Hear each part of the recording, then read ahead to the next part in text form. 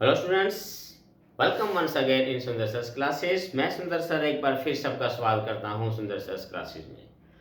तो स्टूडेंट्स, हमारी continue series का सेकंड पार्ट जो आज है कि सेंटेंस इम्प्रूवमेंट पार्ट 2।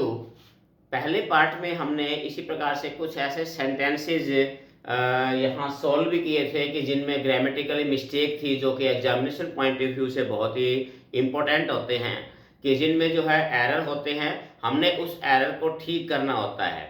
कि ऑप्शन हमारे पास 3 ऑप्शन एरर ठीक करने के लिए। चौथा ऑप्शन होता है कि अगर आपको लगता है कि कोई इंप्रूवमेंट की आवश्यकता नहीं है, सेंटेंस अगर ठीक है तो हमें नो इंप्रूवमेंट में जाते हैं। एग्जामिनेशन पॉइंट ऑफ व्यू से ये एक्सरसाइज आपके लिए बहुत ही फायदेमंद थी। और उसी कड़ी में आज हम कुछ और ऐसे ही एग्जाम्पल्स करेंगे। पिछली वीडियो के अंदर भी मैंने आपके लास्ट में जो है एक प्रैक्टिस एक्सरसाइज दी थी, उम्मीद करता हूँ कि आपने जरूर की होगी।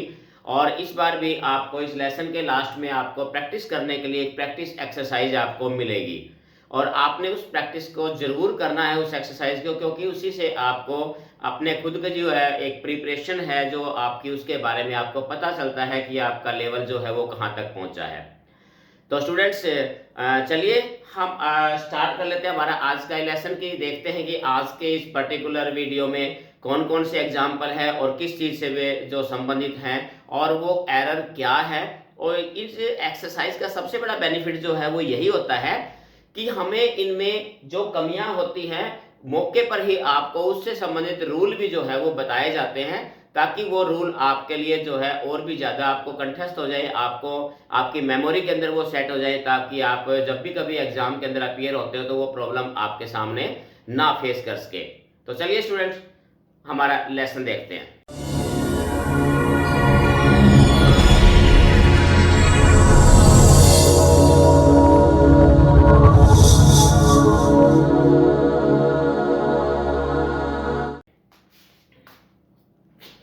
देखिए, सबसे पहला जो हमारे पास सेंटेंस है, she hurt her back while she worked yesterday. अब इसमें क्या है कि जैसे मैंने पहले भी बताया था, फिर बताया था, बता रहा हूं अभी भी, कि जो भी इसमें पर्टिकुलर कोई भी वर्ड या कोई फ्रेज है वो आपको अंडरलाइन मिलेगी।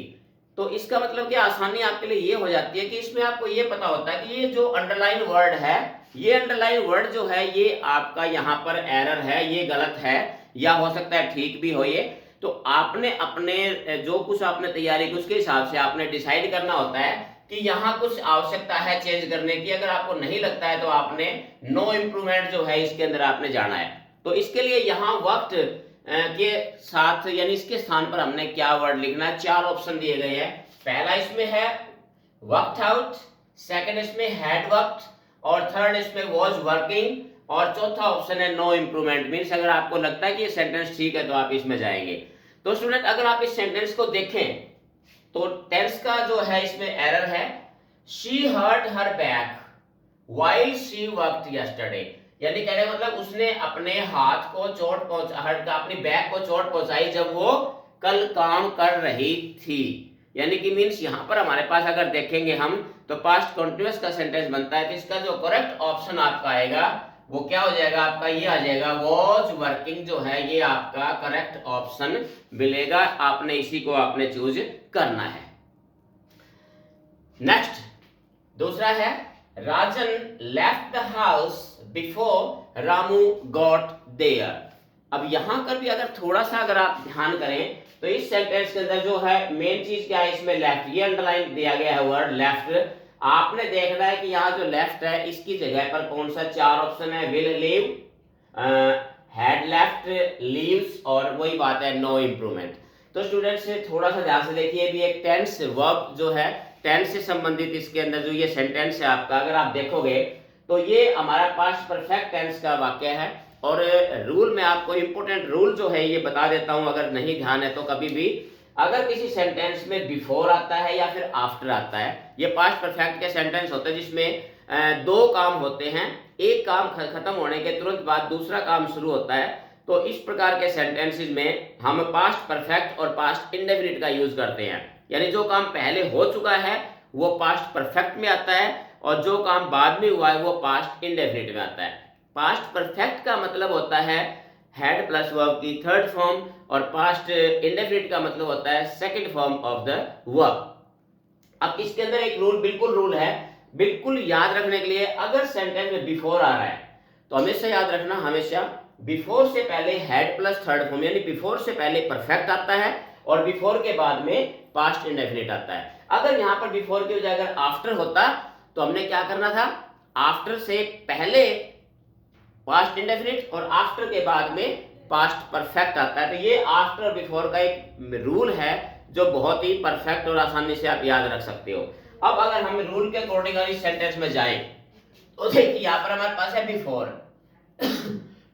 बिफोर, बिफोर के बाद देखिए यहां पर हमारे पास वर्ब की सेकंड फॉर्म, ये पास्ट इंडेफिनिट है, तो बिफोर से पहले क्या आता है, पास्ट परफेक्ट आता है। तो यहां पर जो ये लेफ्ट है हमारा, इसकी जगह पर आएगा पास्ट परफेक्ट और ये क्या है, हैड लेफ्ट। तो ये हमारा करेक्ट ऑप्शन इसमें हो जाएगा। तीसरा सेंटेंस देखिए, ये कहता है he was very of failure, failure है, एल है ये,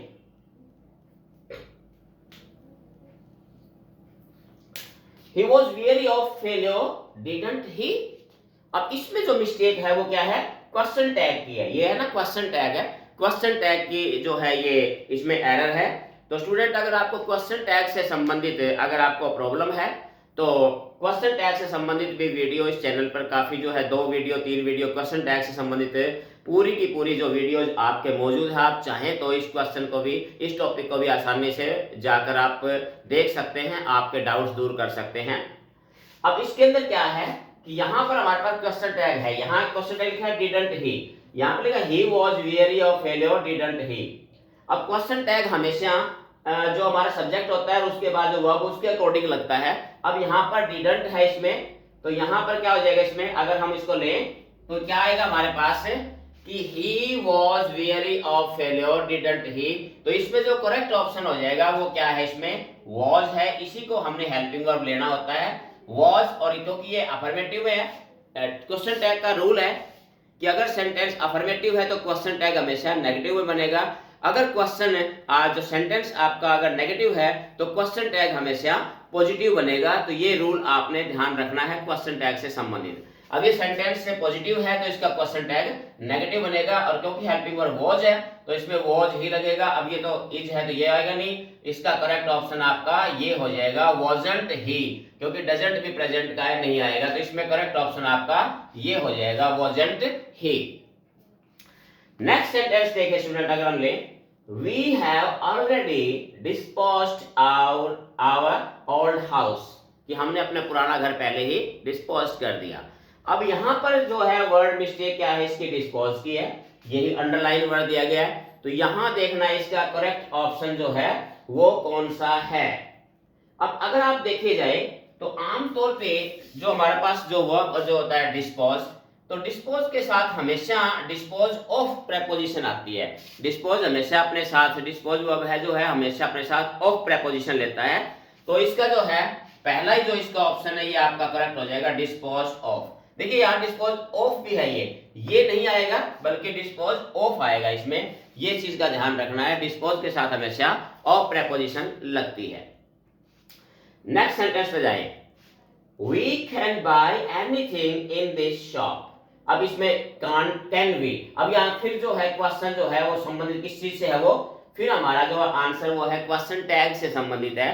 अब क्वेश्चन टैग अभी मैंने रिसेंटली आपको बताया है वो क्या, कि क्वेश्चन टैग हमारा जो सेंटेंस किसमें है, सेंटेंस देखिए सेंटेंस हमारा पॉजिटिव है, अफर्मेटिव है, और क्वेश्चन टैग भी इसने अफर्मेटिव में दे दिया, जिसका मतलब ये गलत है, रॉन्ग है। इसका मतलब क्या है कि क्वेश्चन टैग हमारा किस में होना चाहिए, नेगेटिव में होना चाहिए, और नेगेटिव में कैन हमारे पास हेल्पिंग वर्ब है। तो देखिए इजंट ये तो आएगा नहीं, कांट वी ये आपका करेक्ट ऑप्शन हो जाएगा, कांट, क्योंकि कैन का हमने व ले लिया, इसको नेगेटिव बना दिया, और प्लस में जो भी सब्जेक्ट था उसको हमने ये ले लिया। तो हमारा इसका जो करेक्ट ऑप्शन हो जाएगा वो हमारा बी हो जाएगा। इसका जो करेक्ट जो क्वेश्चन टैग बनेगा वो बनेगा कांट वी। नेक्स्ट देखिए, somebody must be made to answer for the security scam। यहां पर ये जो प्रेपोजिशन है हमारी ऑफ, इस प्रेपोजिशन के बारे में बताया गया, यहां मिस्टेक है, इसकी जगह हमने देखना है कि किस प्रेपोजिशन का यूज इसमें किया जाएगा।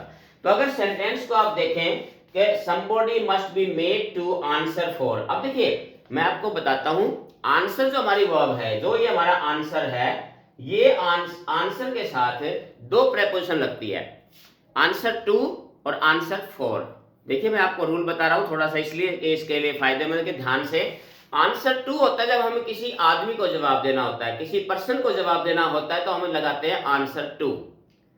जब हम किसी वस्तु के बारे में या किसी घटना के बारे में अगर हम जवाब देते हैं, उसके बारे में जवाब देते हैं, तो फिर आती है प्रेपोजिशन आंसर फॉर।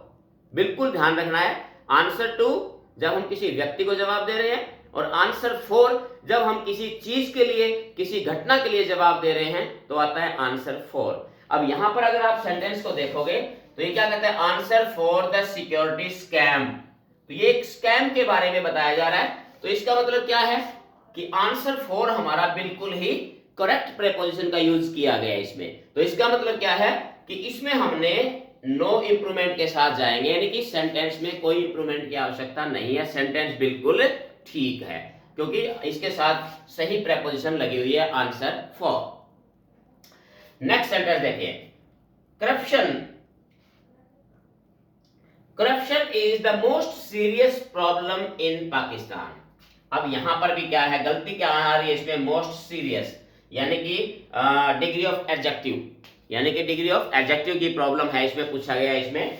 और अगर आप देखोगे इसमें कि दी, हमारे पास जो आर्टिकल दी है, आपको पता है, पिछले में भी मैंने आपको बताई थी वीडियो में, फिर बता रहा हूं कि आर्टिकल दी के बाद हमेशा सुपरलेटिव डिग्री का प्रयोग किया जाता है, यानी कि एडजेक्टिव की सुपरलेटिव डिग्री का यूज हमेशा किया जाता है आर्टिकल दी के बाद। और अगर आप यहां देखिए क्या है, अब यहां पर दी के बाद मोस्ट सीरियस, इसका मतलब क्या है कि मोस्ट सीरियस हमारे पास है क्या है, सुपरलेटिव डिग्री का प्रयोग इसने ऑलरेडी किया हुआ है। इसका मतलब एक सेंटेंस बिल्कुल ठीक, जैसे जो डिग्री यूज की है बिल्कुल सही है।